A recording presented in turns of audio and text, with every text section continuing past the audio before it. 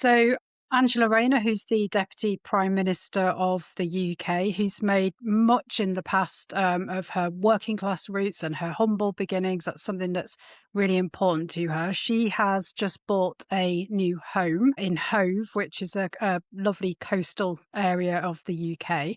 The allegation is that she has switched her primary residence from her home in her constituency in Greater Manchester to this home in Hove. And the allegation is that she has done that quite legally, I think. She's not done anything technically wrong, as I understand it, but that she has done that to avoid paying quite a large chunk of stamp duty, which is a property tax that we pay here in the UK. So I think the feeling is it's hypocrisy. It doesn't look good. It's on its ninth day, I think, here in the Yeah. UK in the press.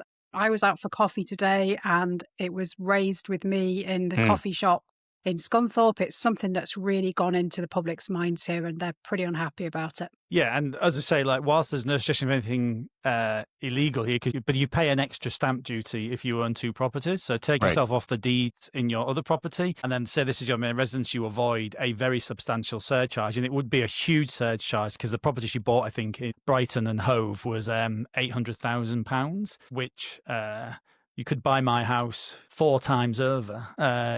In East Yorkshire, but I think it's £40,000 the difference. Yeah, would have That's the that would have been the allegation. difference. Yeah. But also she also has. There's been some things about council tax as well, where she's paying what, and she has a grace and favour apartment as a government minister, as a deputy prime minister. So she's technically got 3 homes.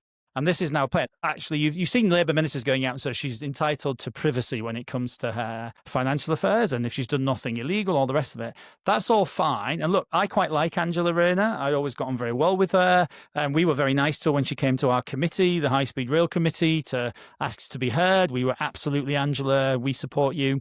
So I've always got on very well with her. I quite like her. But the issue here is, let's be honest, in opposition, she said lots of things about people avoiding tax.